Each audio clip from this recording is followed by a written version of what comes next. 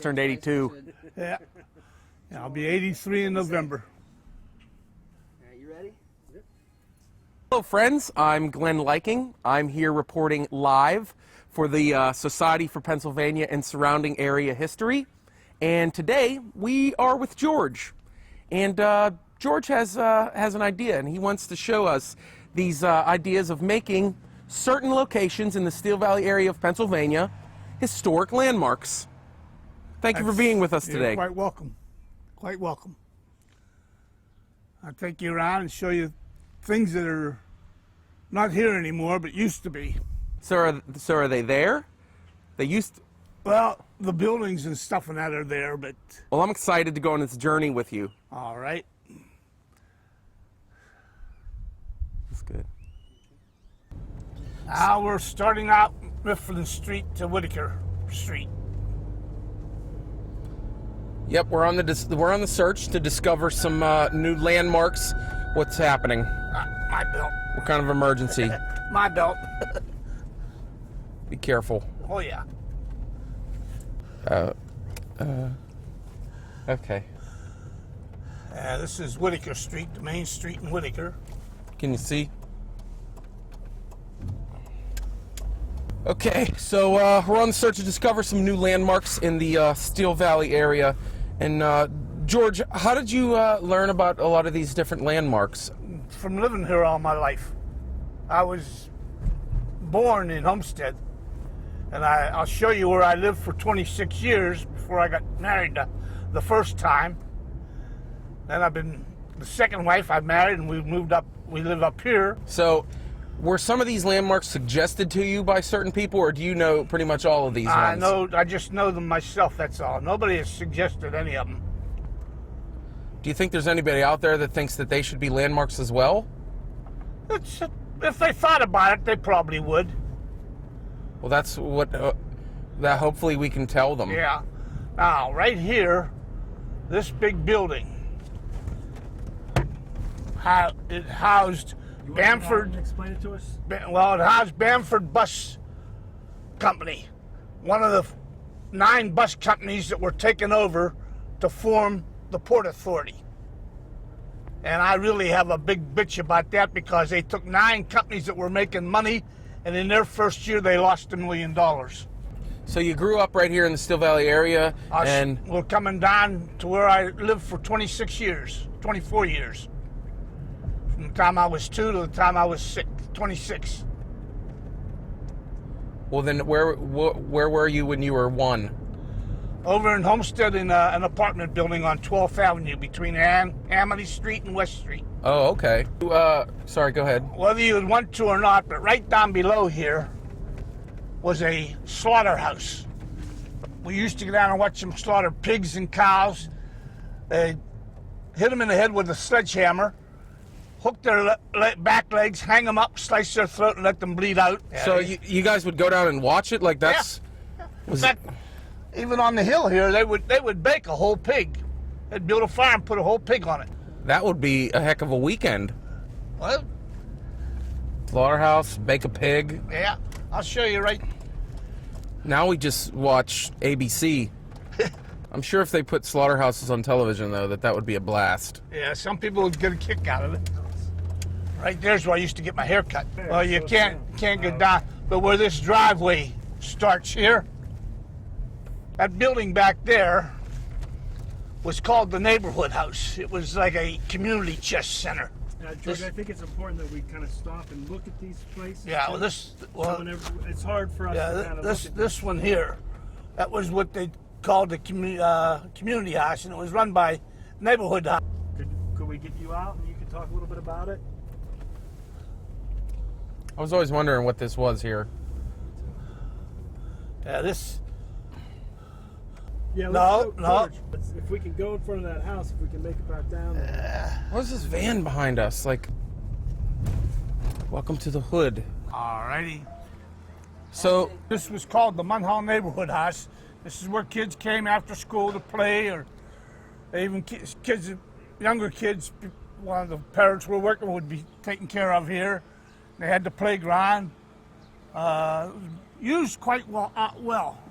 So it was like a daycare? Yeah. Or Well, it was not actually a daycare, but it was a place where a kid could go to, and even when it was raining, have a place to play so in. kind of like the YMCA. Yeah, yeah. It was Okay. run by the community chest. Oh, okay. What was the community chest? That was a government project. Oh, okay. I don't know that stuff, Yeah, you know. Yeah, it was a government project. So how was the area around this building back then? Well, these houses are all just about the same as they were then. Right. I mean, some of them are in disrepair now, but I mean, Right. it was all the same homes. A lot more families Yeah, and right. just kind of a better area. Yeah. Hey, thank you very much. And it was. So, well, I guess that's about it for here. Okay. Let's go to the strip club.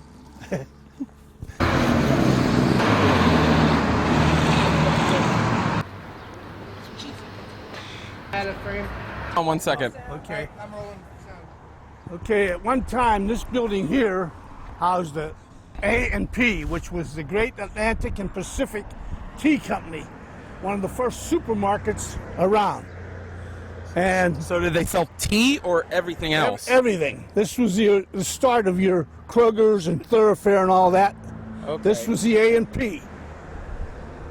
So now that you have something like this, a gentleman's club Yeah. in the neighborhood, how does that make some of these residents feel? Older residents. Some of them don't care for it, but we haven't had any real trouble that I know of down here.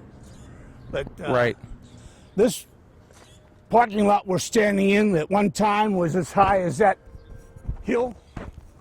And my dad during World War II, my dad had a farm on it that he grew stuff. There was a farm and this was all just a hill. This was all coming from here up and over as high as that over there. So they dug it out.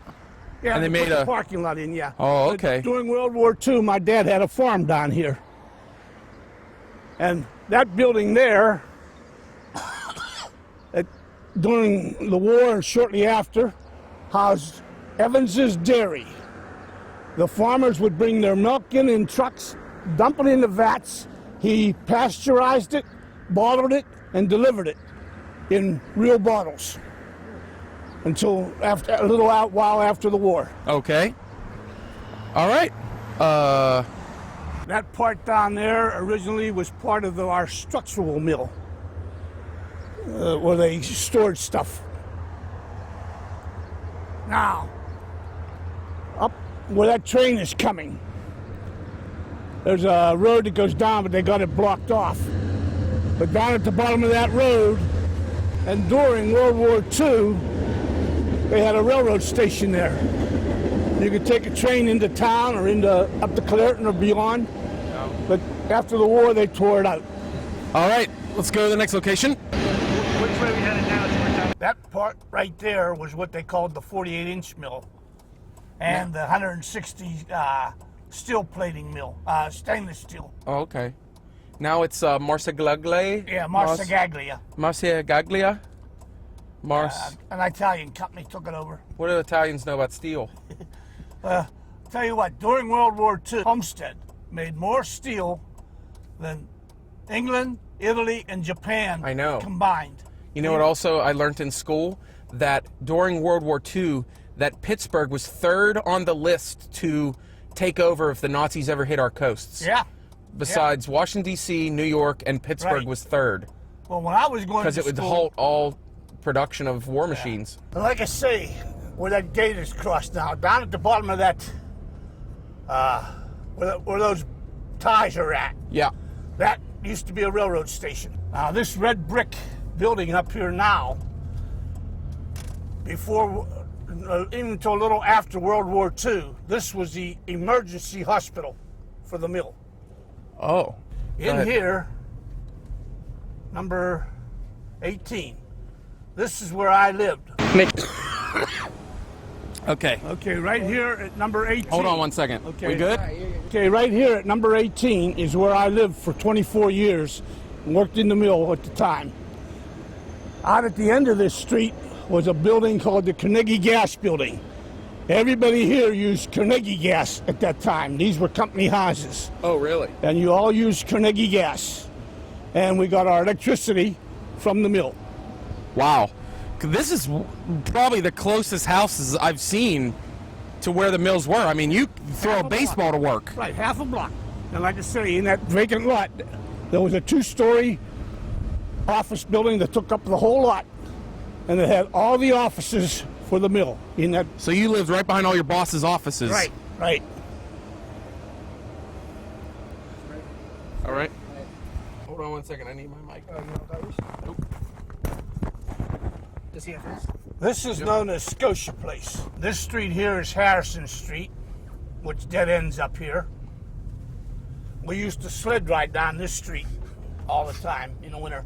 Right here was the high school. Yeah. Went all the way over to the next street. Yep. And right in the middle here, I guess right about here, there was a red brick 2-story schoolhouse housing grades 1 to 6.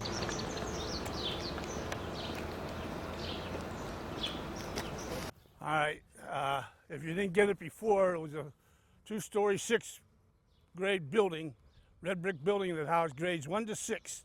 And then in a U-shaped building all around it, it housed the junior high and the senior high of the Munhall School. So, Munhall. And people that lived up in Homestead Park went to Woodlawn for the 7th and 8th grade, Park School for grade school. This is where you graduated from if you stuck around. Munhall Indians. Yeah, that was it, Munhall Indians. Great rival to Homestead. Now What were Homestead? The Steelers. Oh, they were the Steelers. Yeah. Homestead Steelers Because of the versus the steel Munhall mill, yeah, Indians. yeah. History. Now, as we go down Andrew Street, you'll see that big house over there, which is an old folks' home now. Every superintendent of Homestead Steel lived in that home. Oh yeah. Yeah. Like a big mansion. Yeah. During until after World War II, there was a 3-story red brick building here. It housed the fire department, the police station, and the borough building of Munhall. Wow, that was way down here. That was way down here. That was before you had a lot of homes up in Homestead Park and that.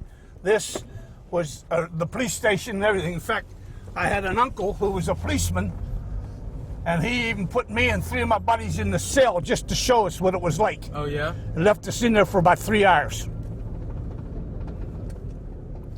Yeah, tell us about where you met your wife. I met my wife in school in Munhall.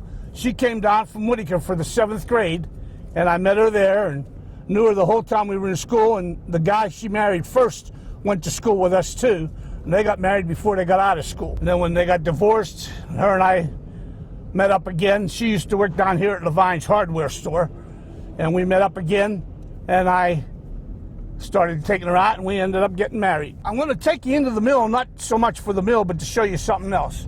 And at one time, Homestead, I don't know what you know what a 5 and 10 is. Homestead had 5 of them in Homestead. On a Saturday night, you could hardly walk the avenue. It was that crowded. Why? What were they doing? People were buying. Saturday night, they stayed open till 9 o'clock. And people were out shopping. You just hang out? Yeah. Walk down the street? Yeah. Now, that's the new Homestead Borough building there. They're building it now. You know what 6th Avenue was famous for?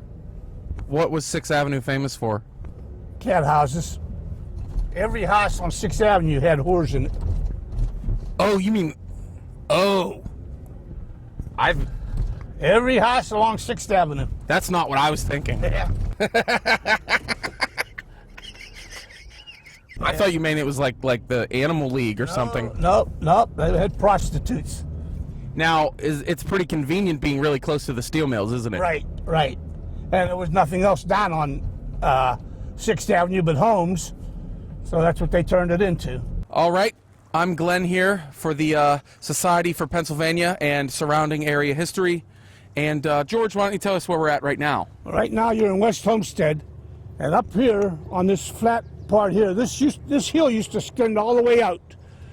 But before World War II, way back in the early 1900s, they had 4 ovens on this flat part where they would dig the clay out of here, mold it into brick, and bake it in the ovens. They would just take it right out of the Right out hillside. of the hill and mold it into brick and then bake it in the ovens. My dad, when he was a kid, lived right down there. He worked here. And what was that called? I don't know what it was called. I think it may have been the pre-runner of the Harbison Walker Brick Company. So all that brick came right out of these hillsides. Right out of these hillsides, yeah. All clay brick. And the mill at that time used a lot of clay brick. What did they use the clay brick for? It lined the furnaces. Oh, okay. Okay. Thanks, George. You're welcome. I do know that they made brick here, though. Whoa, be careful down here. I wouldn't go down here. I don't know exactly where that takes you. To the brick. Emergency. Emergency. This is where Colis's junkyard was. Biggest junkyard around. Back in there, Yep. that was Calhoun Boy Scout camp. This is Glenn and George for the Society of Pennsylvania and Surrounding Area History. We're at a pretty neat location. George, why don't you tell us about this location? Well, back when I was a child, this area up through here was Calhoun Boy Scout camp. And different troops would come up and stay overnight and everything, and you had a place to go to. And back then it was really big as far as Boy Scout goes. And then after the war, slacked off. And then originally they took part of it now and made it into Calhoun Manor and Calhoun Village. So the Calhoun Manor and Calhoun Village is named after the Calhoun Boy Scout camp. Right, after the Calhoun, yeah. Now, who's Calhoun? He was a big shot somewhere. I don't remember now, but he was a big shot. Well, this is Glen Living, and I would just want to thank George very much for being here. You're quite welcome. For the Society of Pennsylvania and Surrounding Area History. We thank George for showing us a lot of different locations in the Steel Valley area that should probably be historical landmarks. We thank you very much. You're welcome.